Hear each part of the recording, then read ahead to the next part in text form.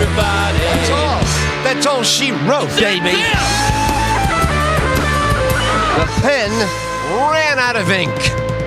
Oh, my God. I'm so happy to see you people. Love you. And thanks for being here tonight. It's a series of shows that we're doing. I don't really know who put the schedule together, but it involves a lot of air travel. You been there? Christmas time? Gotta go to the airport? Wouldn't you rather be born in a manger somewhere in the Middle East? I don't know where there's more conflict, the Middle East or at the airport at the holiday season.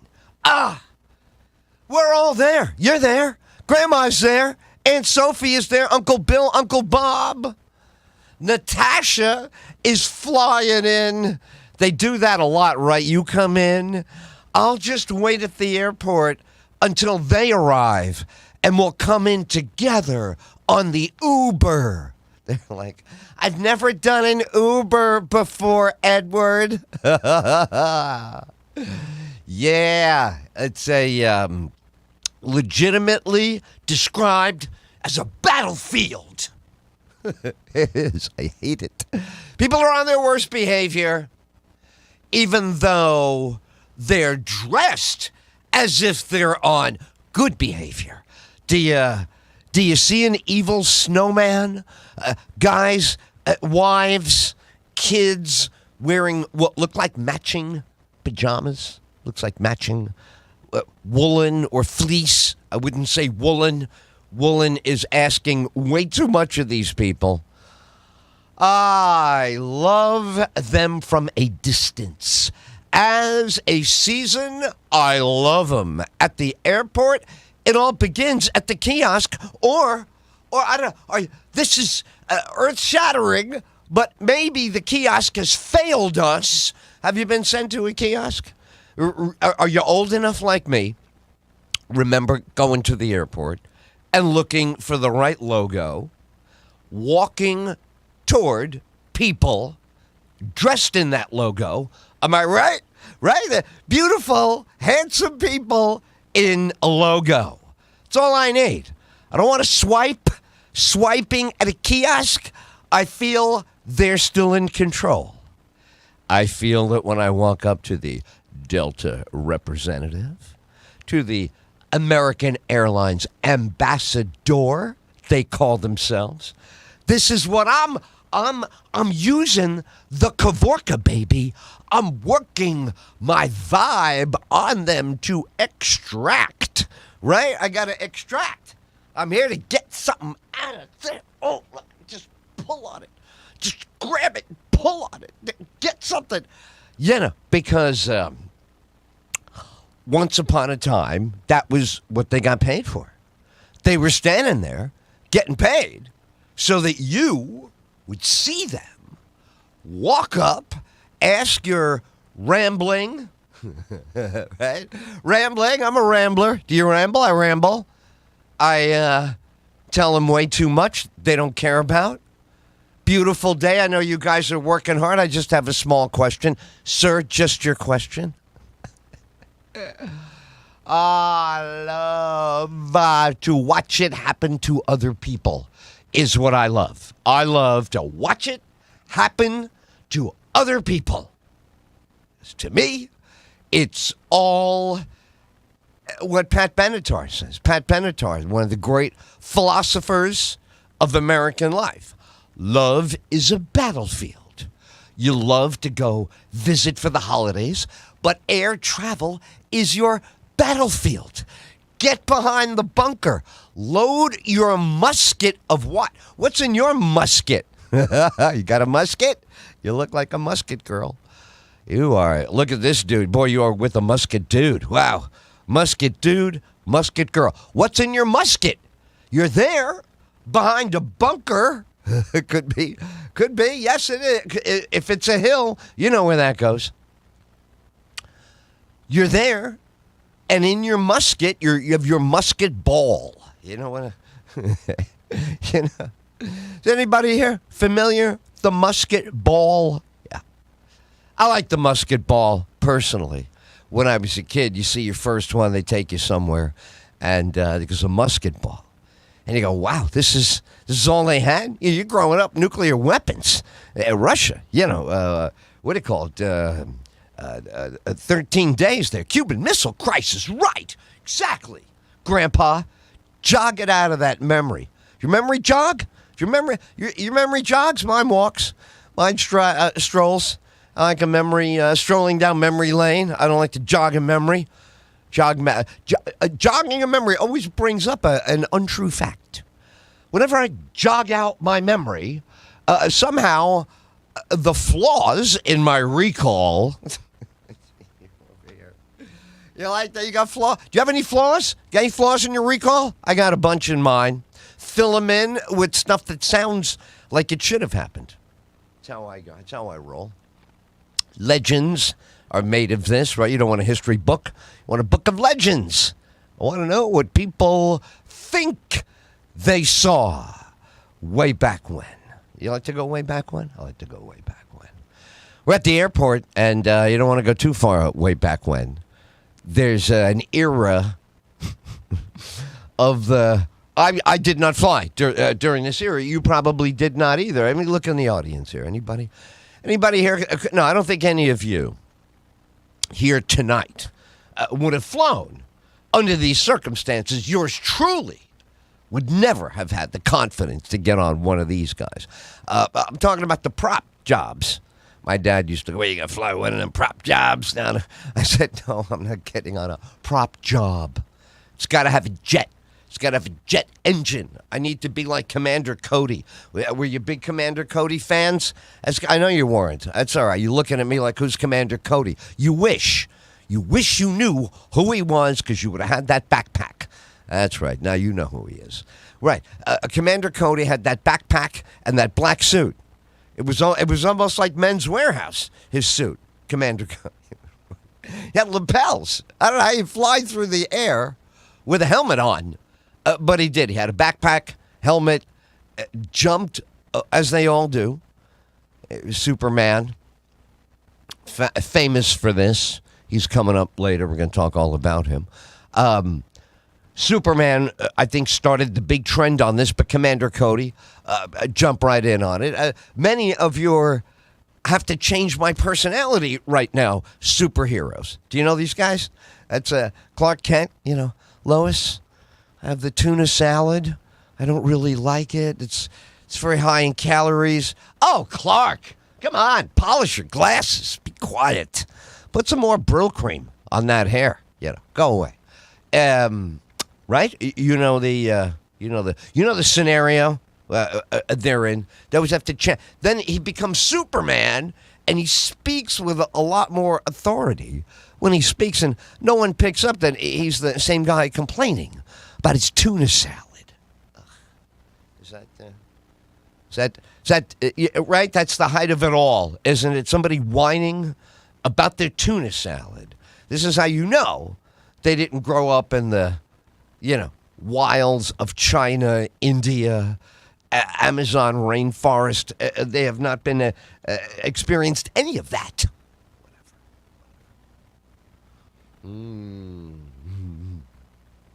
You guys are great, by the way. Love you.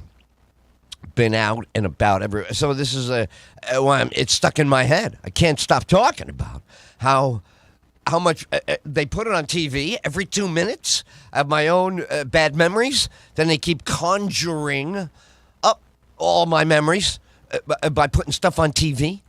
And they like to open up with it because I'm a slow waker-upper. I don't know if you are. I am.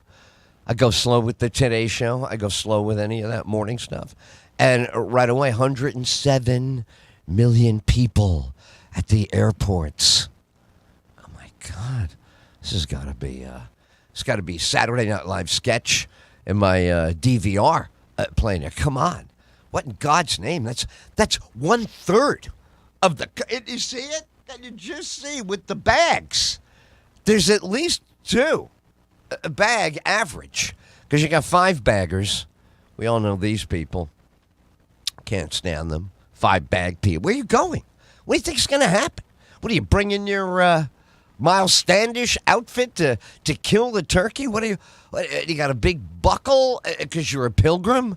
What are you doing with 5 bags? What is possibly, because there we go, personal item, it's the size of a small animal.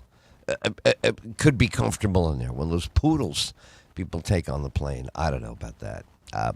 Very pro animal, but at the airport, we got to really, look, even in the animal kingdom, not everybody can fly. Am I right? You got that elephant, right? The famous elephant for the kids. Is it Dumbo? Does he take off? Are the ears so big? It goes airborne? That's funny for kids. Why? Because the elephant's never going to fly. Yeah. Tusk is, you get tusks, which I don't know how big the elephant's prey must. Who's he getting? Is he getting giraffes with all that? When you have a tusk, comes out 3 or 4 feet, starts out 6 feet, 7 feet off the ground. I don't really know. I mean, is he trying to climb something with those? Or can you hoist yourself up? I don't think you see an elephant, climbing on a steep incline. I'm no expert on who is the guy. Hannibal used them to get at Julius Caesar or somebody. It's all vague to me. But, come on. What's a tusk going to do? Field mouse running around all day. No problem. Let the elephant, as long as I hear him coming. If you're a field mouse in the middle of all that jungle and the Serengeti, which I think is, when you're a kid, you think they're making it up. You don't think there really is a Serengeti and all these animals. And you go, oh, my God, those are real? And you go, yeah, no. What's his name? Marlon Perkins. You got a guy on TV swearing that these are real animals. He's really there. Yeah, Wild Kingdom, I think it was called. And now there's a channel for everything. And I don't stream, by the way. Don't talk to me. My urine streams. I watch TV. I do not stream television shows. Whatever that is. Streaming. Streaming means it's outward, or projecting like a fountain, a stream. Or you could be down south. What if you're down south? You ever been down south? You? Carolinas? Where you been? You been, been out there in the rural America, huh? With the stream. Right. What do you think happens in a stream? Fish. You go fishing down at the stream. Right. There's no TV. Nothing about television show. Streaming is their problem, not mine. My whole part in it is I have a television. Okay. I'm not letting any secrets out when I say this. You, sir, right there, you a TV guy. How's the wife watches a lot of drama? Correct? She likes stories, all about people. And what do you want? You're a football man, right? You're a sports guy, conflict guy. Maybe a couple of headlines on the news in case there's a fight, and then you're done. What do you want? 4K, I'm sure. You love 4K, right? You watch that WWE. You watch Jake Paul taking on, what's his name, all tattooed face there, Mike Tyson. You love all that. 4K. Your wife and I'm coming over, by the way. I'm going to bring her and her girlfriends a little bit of wine. They don't want 4K anything. They're not looking for more flaws in people's skin. You know what I mean? If I notice your skin in any way, we're way too high def for me. I like low def. I like... That doesn't sound nice. It sounds very insulting for people who are struggling. Don't even try to use that tone when talking about that, okay? I want much nicer out of you, okay? I don't understand air travel at the holidays, as I said. I'd rather be one of those camels. How about the camels? That's a rough job, right? The whole Christmas story with the camels coming in. Camels are in mid-desert. Even God is like, what are they doing? Who told them to take camels Or have they taught the camels to run yet? Are the camels jogging? You know, I mean, he was born. We're going to have a little Christmas for these guys. We're going to have to make up a whole new holiday. I can't believe Savior of the world is born. You guys are days late. What is that? What kind of countries do you come from? We have frankincense and myrrh. Yeah, whatever. Days late. You know. And don't forget about Joseph. This guy hasn't eaten in days. You know, who do you think's catching everything, flying out all over the hay? You got a hell of a situation there in Bethlehem, is all I can say. And you guys are, we're here to worship. Wow. Are we really? Okay. All right. That's an interesting camera shot. What is this camera shot? Is this look at the plumber, or what are we doing here? Okay. All right. What is it? And what is this one? Another one. What do you got? Half a head?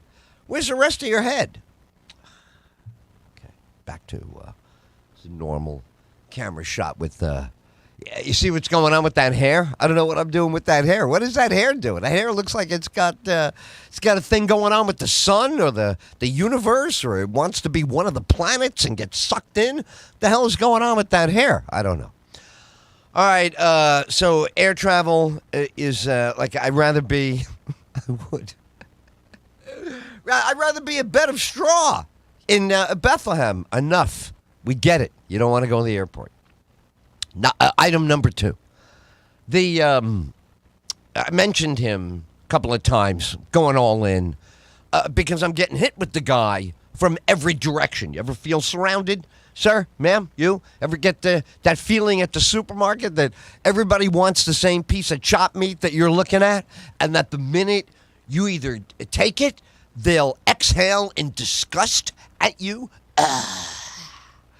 Good. Take the last good patty and go. They don't say that out loud, but that's what their eyeballs and body language are screaming at you, or the other way around. You're indecisive because it's a very close call on the expiration date. Correct. Expiration date is what it's all about. They try with the color now. Try to make all the chopped meat, all the... pardon me. Is it not chopped meat?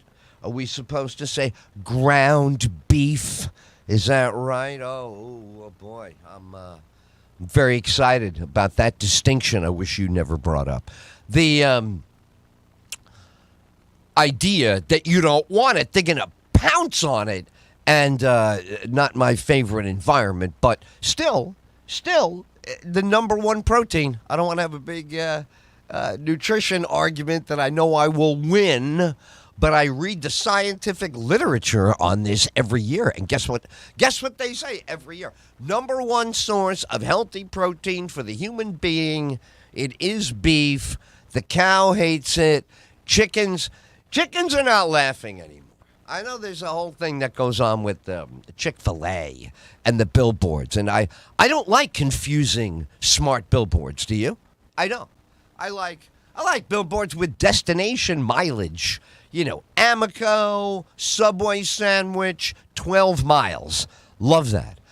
I'll be on the interstate, and Chick-fil-A is having a smart, funny inversion with the cows. And I don't even know, I guess the idea of the Chick-fil-A is the cows are having a good time because it finally caught up with the chickens, because it's got to be, it does. In our lifetime, it's horrible what I'm about to say. That's why I'm laughing. I'm laughing ahead of saying it. It's funny to me, but it's horrible what I'm about to say. In our lifetime, look at you, look at me, ma'am. You look gorgeous. He could lose some weight. But look at yourself. Look at me. Look at us. Look at where we are in time. Oh, crap. All it's been our lives is, are you eating healthy? Are you eating healthy? Are you eating healthy? And you try to say yes while you have, Big Mac sauce all over your face and, barbecue sauce and hickory flavored everything. I love all that, but you and I know it's all been about healthy eating. So right away, I know the chickens are already backing up. Look at the chickens in the back of the room in a coop. Imagine that. Why can't they call it a co-op and make them feel better? You know what I mean? If you're a chicken, wouldn't you rather live in a co-op? The chickens are backing up now because they know I'm going to start talking about them, and it's a very sore subject with them, and that is in our lifetime. They have told us we must eat better. We must eat more healthy. We must avoid certain things that are making people have heart disease and strokes and everything under the sun. That's terrible. You're on a gurney with something and an alarm bell is going off. You did it. It's what you ate. This is all we heard. And what does this mean? Look at them. They're shivering in the back of the room. Okay, I'll say it. It became a Holocaust for chickens. They're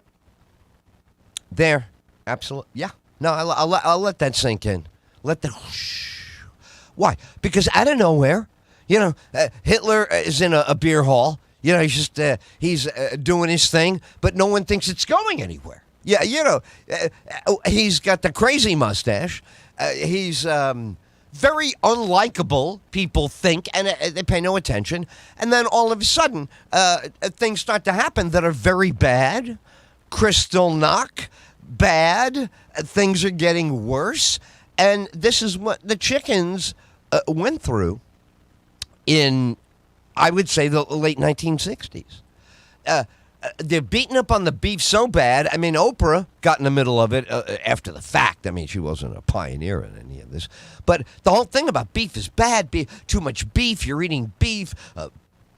My neighbor, beautiful, lovely, genius of a neighbor I have across the street, made me a delicious dinner last evening with her husband, and I are good buddies at the fence. We can do some good drinking. But she came up with dinner last night that was unbelievable. And, everybody, she's all over this. Everybody is. Healthy eating. You got to watch out for the beef. Watch out for the cholesterol. Watch out for this. And meat and potatoes. Oh. You ever have meat and potatoes? When it's not working, right, sir? Right? You ever go to some restaurant, you're at some brother-in-law's barbecue, whatever you're eating, and now meat and potatoes are going nowhere. The meat's terrible.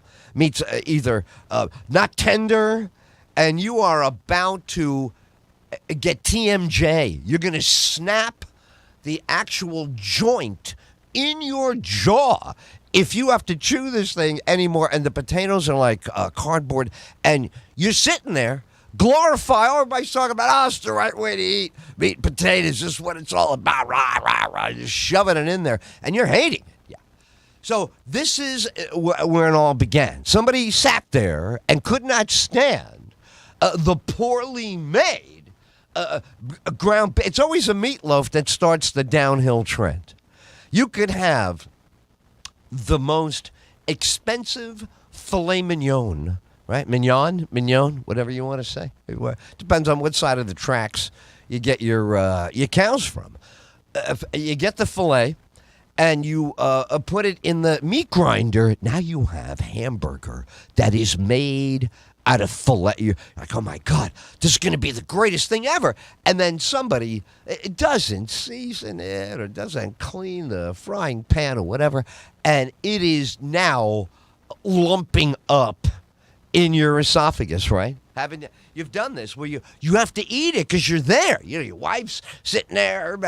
Kids love it. Don't you hate that when something's really bad? It's crap. You're about to go after it, lay out the whole case, and right away all the kids like it.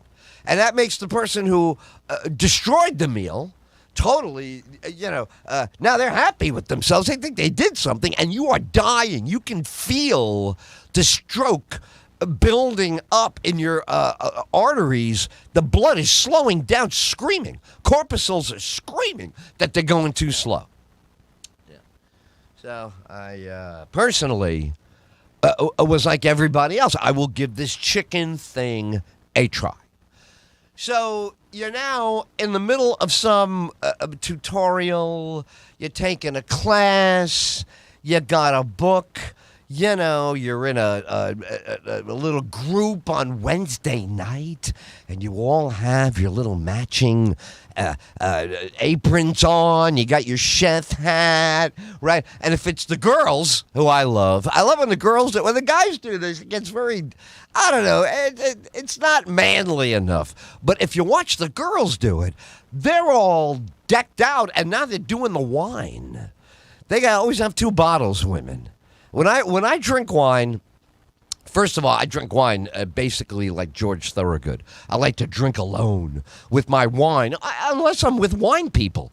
Very few wine people around. So the women, when they always have 2 bottles.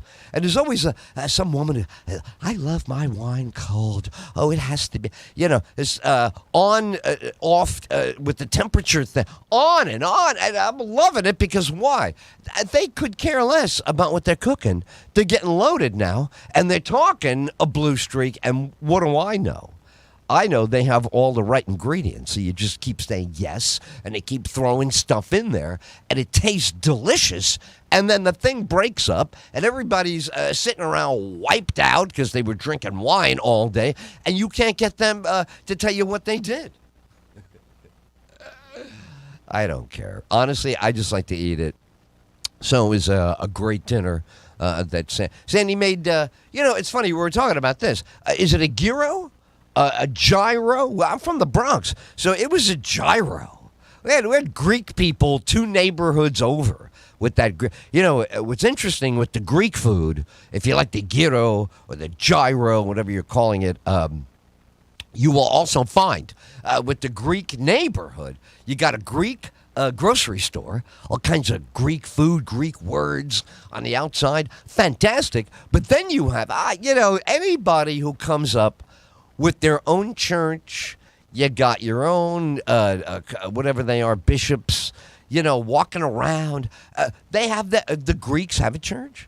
The Greeks have their own. So they got their food, they got the church, and they got the gyros in my neighborhood. So we had that, which always meant, you had Hanukkah right around the corner at the temple. I delivered the New York Post right up and down from Shabbat on the Pelham Parkway. They would hang these poor chickens. It was the beginning of the end for them. Not only was nutrition coming after them, but you got to be a kosher chicken, right?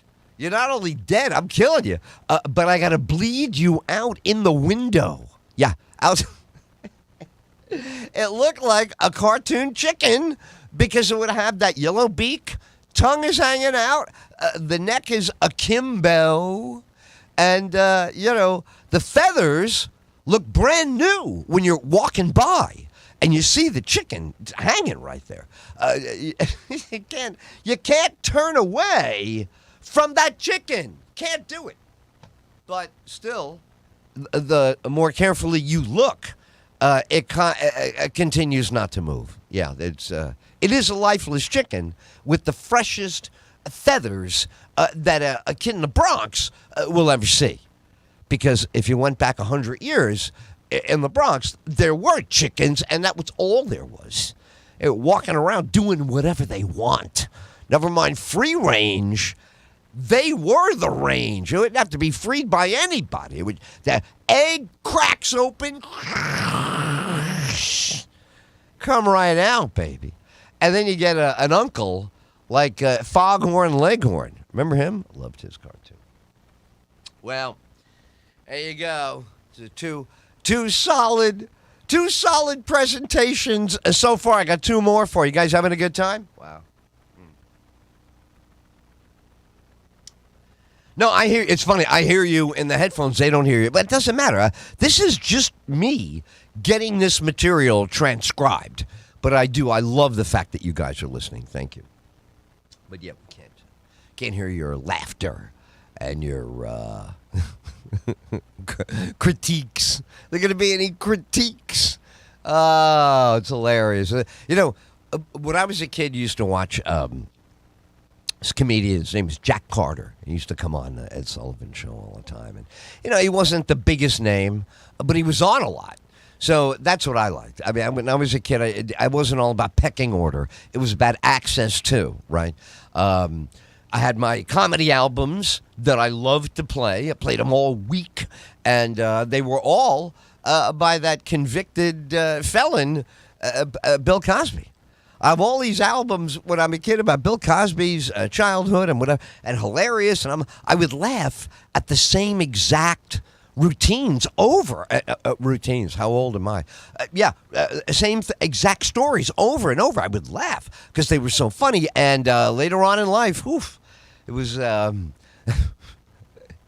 It all went. I remember where I was standing when it went south for this guy. He was performing not far from where I lived, and I could not get over. In one day on the news, he performed and said he didn't do anything, and by the next day, all the performances were gone. Everything was canceled, and he was on his way to, they convicted him. I don't, it's impossible for me to put in my mind what they say about that guy, but they did. You and me, and so the weather. Does it affect you? I have to check it now. I hate that it's on the phone because that makes me check it all the time. And the first thing that happens with the weather now is you don't really get the weather info. You got to get like an emoji that somehow is grimacing because it's going to rain. And why? What are you against flowers? What are you against grass? I don't even like this. I don't know. I got to put a personality spin on everything on the phone. There was a child was missing the other day, and it was a guy. It was a cartoon of a guy, kidnapping a kid. I know how to spell missing child. You can put it on there if you need to. It's a nightmare with that whole environment. But weather, I think, is the one they get you because it is going to affect you. What clothes you wear. You don't want to be driving in thunderstorms all the way down to the food store, whatever the hell you're doing. Weather can be a huge pain in the ass. I'm going to be in New York performing some of this crazy stuff on next weekend. And I checked the weather for this week, what's been going on, and snow and slush and crap and wind and rain blowing in your face. This is, I was born in that weather. I used to go to school, even though the school was not very far away. I was short. So it felt like it was far away. I was small, walking down that street, a block after block, and the snow is pounding you, boom, punching you in the face. And you look at other third graders doing the same thing. Hoods are up. Everybody's got a, yeah. Do you know what a muffler is? Sir, you ever wear a muffler? When you where you come from? You're Michigan, right? Michigan guy. You wore the muffler? Sure, yeah. You ever wore two pairs of gloves? Your hands are gonna get so wet and so cold that you need two pairs of gloves, several pairs of socks. You wear the galoshes on top of the snowshoes. Disgusting. I used to just scream. I would rage. I was 3.5 feet tall in a blue and orange striped, parka. Remember those ski jackets, they called them? It was before parkas were used in the lower 48. When I was a kid, no one had a parka. You had a ski jacket. And what did that mean? It had a big hood. You had fur in there. If it was real, that meant your parents doing okay. Your parents had pretty good jobs. If you had any real shearling, is that what they put in it? Shearling, right? It's a sheep, I believe. I don't want any sheep getting upset right now. It's not my fault that I don't know for sure, but it sounds like sheep. Looks like sheep's wool. But whatever, I don't want to cross over. You put this on, you're out there, and now you're walking toward a crossing guard lady. Crossing guard lady's about 6'2", weighing in at about $180. She got a woolen coat that goes down to her boots, She could be in the German army. She could be watching the Berlin Wall, this woman, and she's just waving you on. That's all. It doesn't really do you any good that Irma is standing, even though I loved Irma. I did. When the nice weather came and she took off the military uniform and you saw that she was a nice lady, then it was a whole different thing come springtime. But in the depths of winter leading up, these are the absolute worst days we're in right now. In my old neighborhood, we always had a nasty, wet, snow turning to ice, wind, and sleet type of forecast coming into Christmas. We never had one of those, we're getting one of those, we never had a light Christmas ever. No light Christmases. I remember one time we had bad blizzard for Christmas, and everybody was talking about how it was going to be a short winter because we were taking our hits early on. Then we were sitting there in April, and it was 31 degrees with freezing rain, and it was Easter. And even the stone, when it gets rolled back on Easter morning, was like, come on, what's going on? Where's that resurrection sun? Where's that beautiful, brilliant, No, we didn't have it because it was disgusting weather.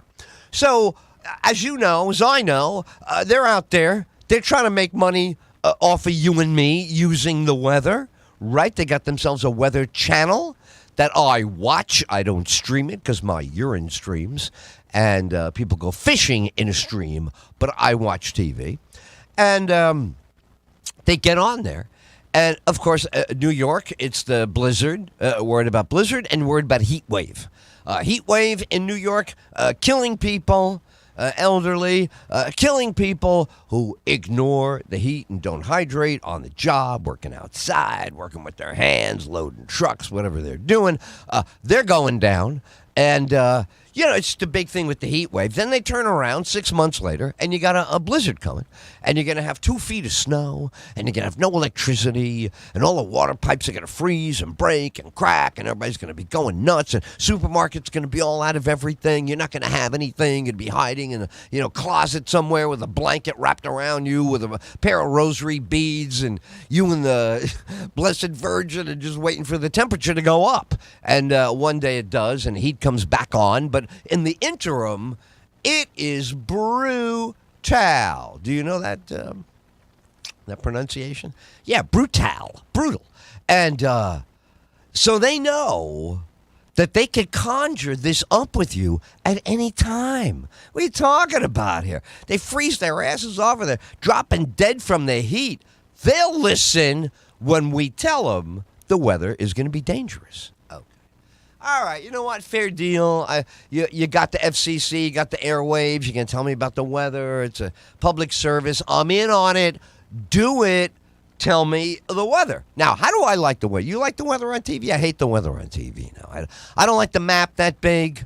I don't like all the storms being animated. I don't like to see too much. I would like them to just say, is the rain coming?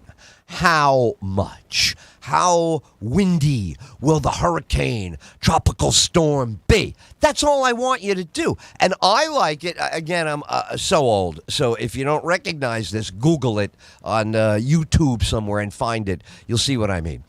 There is something called the National Weather Service.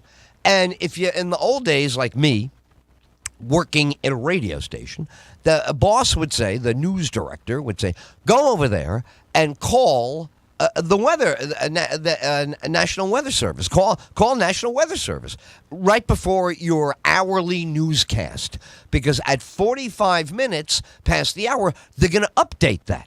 So you did. You got on a rotary phone, you get the thing on there, and what I loved, that was beautiful.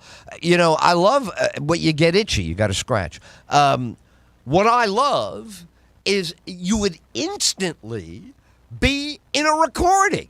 You might be in the middle of the recording. I mean, he might be giving the winds already. He's not giving you sky conditions. He might be giving you tomorrow. Or, by the way, it was once in a while, it was a woman.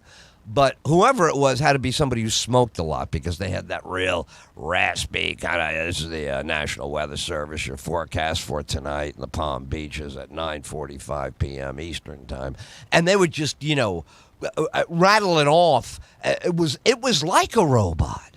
It actually was not a robot. Like now, you're going to get a bot. You're going to get some kind of fake deal. But in those days, it was a human being who was trying to sound like a robot. He was trying to sound really mechanical. He was trying to not get into any emotional attachments for what he's telling you. He's laying it out there. He's also speaking, which I could learn something about. They spoke a beautifully even pace. Right. See how, like, right now I put a huge pause right in there. There's a sink in pause. Right. They're the opposite. They are speaking in a very modulated, spaced way in order for, it drive you crazy. But if what you needed was the information, because this is the big thing. Are we going to have a tsunami? Are we going to have a hurricane? Are we going to have a tropical storm come and wipe out the shopping center? This is what they got you on, right? You've seen the TV pictures. You don't want to be there. You don't want your house to be in pieces strewn throughout. You don't want that. Come on. You're trying to, right? You're trying to calm down about the weather. You're trying to be clear in your head as to how dangerous the weather could be. How am I going to get washed? Do I need to put a snorkel on right now? Do I need an air tank? Or am I going to the roof? How high? Well, you're trying to be practical about this.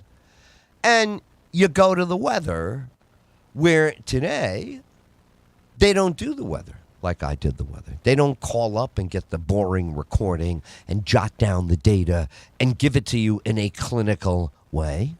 They don't give it to you in a way that's, almost like scientific. I mean, that they're not scientists, but they are standing in front of clouds and they're talking about jet streams. And, they did go to meteorological school. Wow, did I say that right?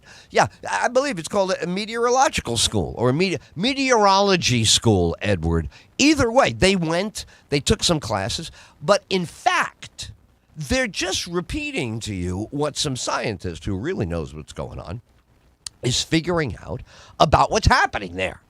So now they get on, and it's the 5 o'clock news, and they know you're watching all day. People are buzzing about the weather.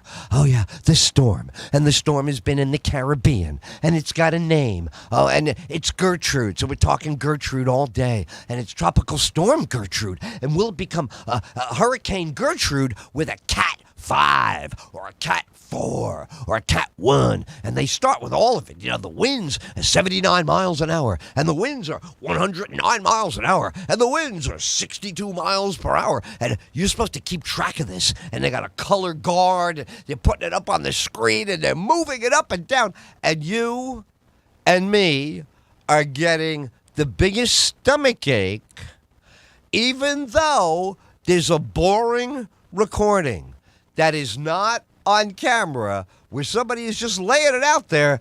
They are zooming you and booming you and up in your face, and you don't. What else can you do? You're riveted to the TV. You're staring at them. But here's where they go in, and I believe they go too far. This is where they lean in on you and me.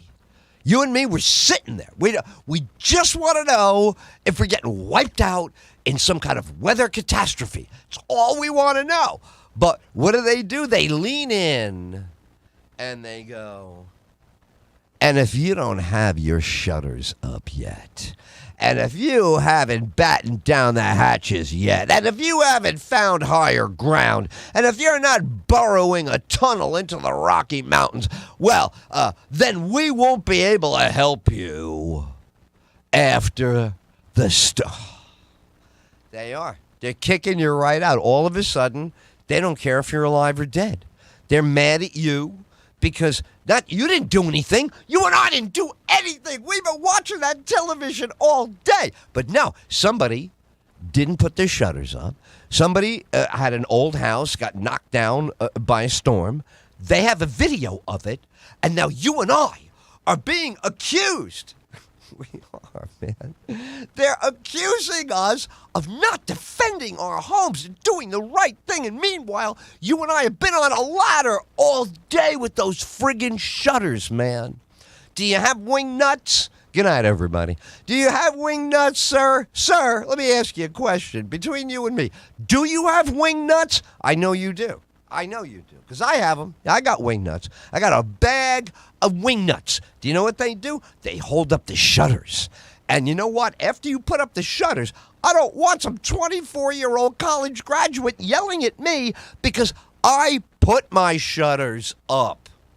I am not perishing in, the biblical flood that they're warning you about until the next day.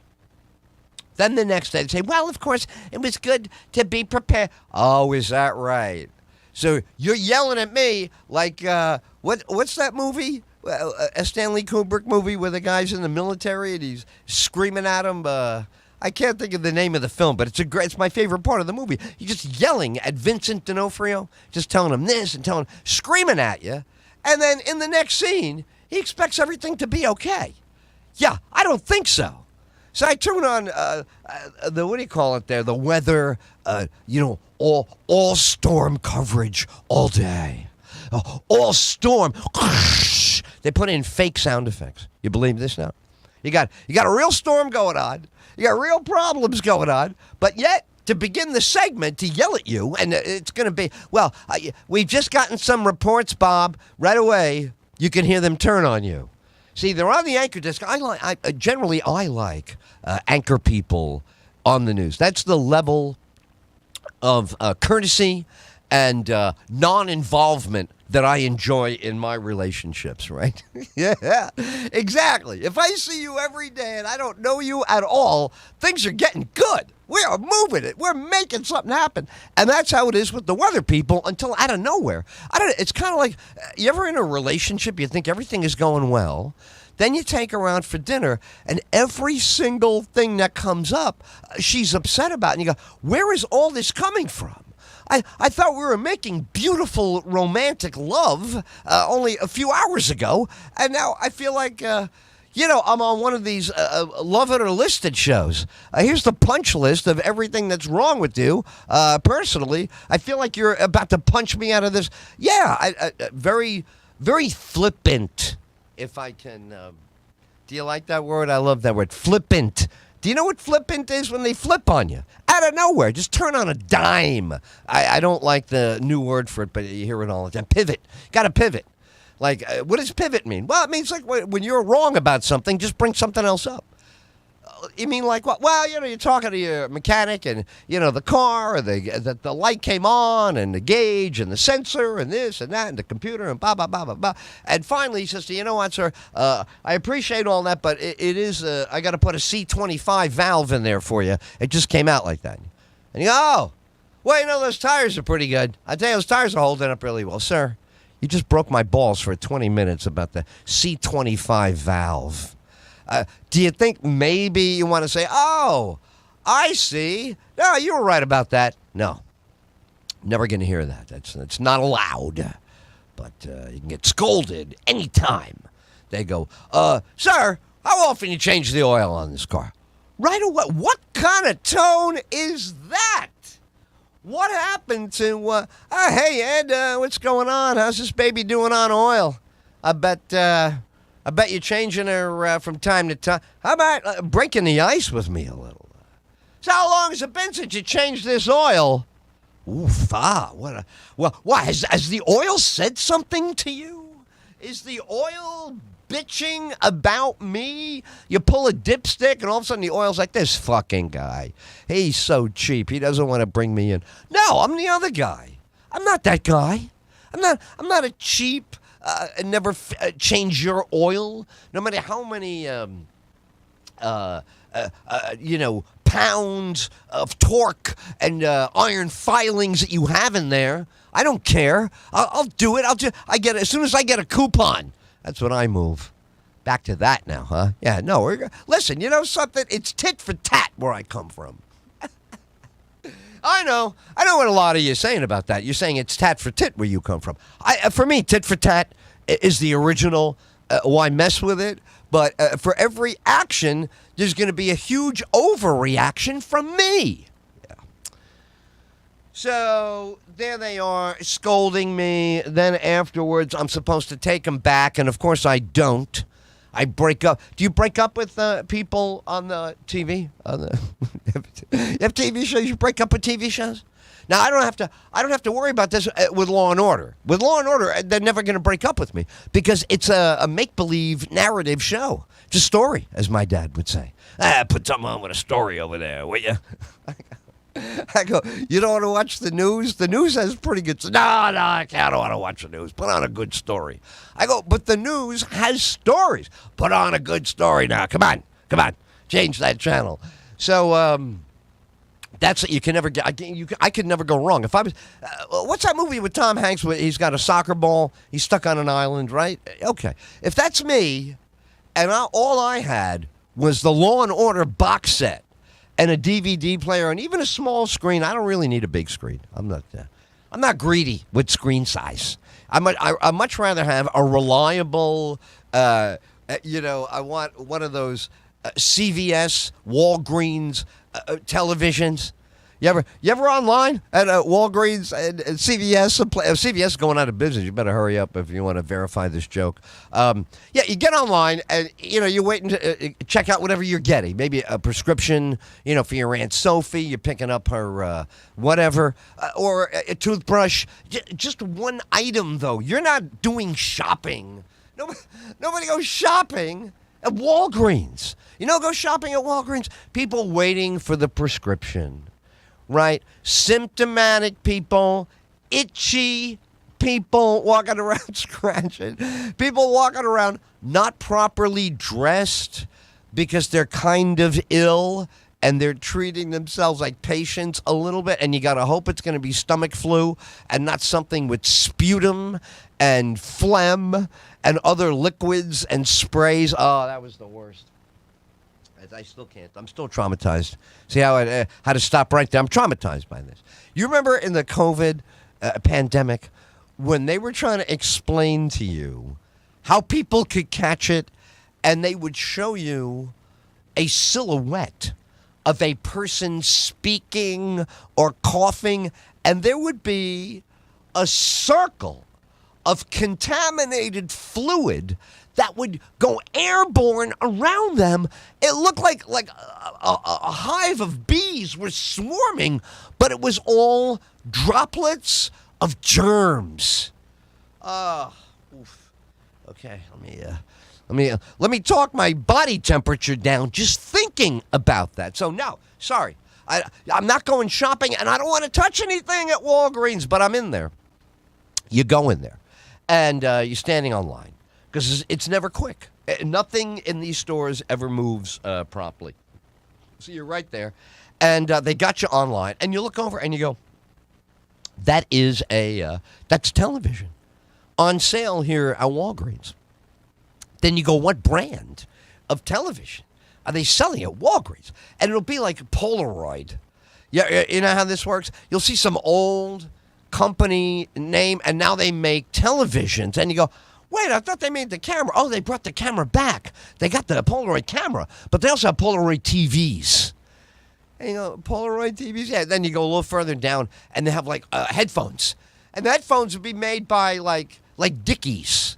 They'll sell T-shirts, they'll sell work clothes, and then they'll have a Dickies brand wireless headset. And you go, the clothing has been helping truck drivers and, people who work hard for literally 100 years. I think with Dickies. Dickies was old when I was a kid. But, a Call of Duty headset is just not something I'm going to buy from Dickies. But that's how Walgreens is trying to trap you. Walgreens can keep you on that line long enough that you start rationalizing the existence of the Polaroid camera company's television. And the other thing, it's never a big screen because you're looking at it online at Walgreens.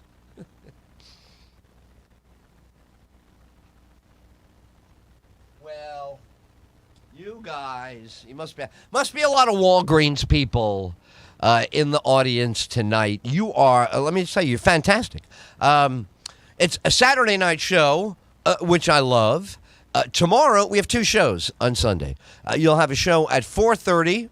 I'll begin at 4:30. You have a second show. I will begin at 7:30.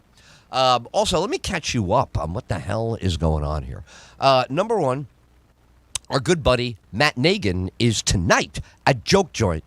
They had a great show last night. Tonight, an even better show. So if you are in Ocala, Florida area, if you're near the Villages, if you're in the town of Summerfield, they are right up the road on Route 441. Go to Joke Joint. Say hello to the crazy, brilliant Alex Soto. He runs the joint. He hosts the show. He's crazy funny. He's crazy, and he's crazy funny. His beautiful, oh, my God, if there was ever a beautiful girl who was ever with a comedy club dude, it is the gorgeous Joanne. So the two of them are an idyllic couple. So go up there, have some drinks, have some food, see a great show. And tonight, Matt Nagan appearing at the Joke Joint. I'm very lucky. I'm going to be there in January, and I'm appearing with one of the hottest new comics in Central Florida. Her name is Selena Ubias. What a great name. Selena Ubias. And she's hilarious, and she's going to be on the bill, as well as so many great comedians that are at the Joke Joint all the time. I don't have the whole list in front of me. It's terrible to just mention some names and not others. So I'm just going to say, get to the Joke Joint tonight. Great show. Come to the Joke Joint any Friday or Saturday night. You got the blues. Are you walking around going, what the hell is this life all about? Why am I doing so many things and I'm not having enough fun? Do you say this? Because I say it to myself on the hour, every hour. There's only one answer. Joke Joint, Route 441, Summerfield, Florida, in the Villages. By the way, when you go, say hello to Alex. Tell him Ed Tyll sends his best. Laughter. I'm already laughing. I haven't even gotten near the club yet. I'm already laughing. I can feel the vibe. But secondly, beautiful women all over the place up there. So if you're single, if you're a widower, if you're a bachelor, if you're a man who enjoys the company of a beautiful romantic woman, a woman of your dreams, you're going to find them all over the place in Summerfield and at Joke Joint. And maybe tonight they're out there going crazy, looking at Matt Nagan. Maybe you're sitting next to him. And maybe because they can't have Matt Nagan, they choose you. All right. Well, this was so great to hang around with you guys. Those are all the plugs. Oh, no, those are not all the plugs. I am the worst plugger of my own book. I have not plugged. I was supposed to be plugging my book for 2 days last week while I hosted a national radio show. I think I mentioned the book twice. So let me do that, and because I'm excited about it. A couple of people are reading it right now, and they told me they are enjoying it. Now, they could be lying to me just to make me feel better, so why don't you get a copy of my book? Go on Amazon.com, put in Hired, H-I-R-E-D, Hired Tongue, T-O-N-G-U-E, Hired Tongue by Ed Tyll. That would be me. And let me know. I think it's going to go pretty well. So far, what I've heard is much better than I was afraid I might hear. Okay, does that make sense? Right? That when first time you do something like, oh my God, I am going to suck at writing this book. I mean, why? Why would you do something that you're probably going to suck at? Oh, well, because you're Ed Tyll. Working class in a place they call the Bronx. Learned on the corner about the school of hard knocks. Found out his rap could be his salvation.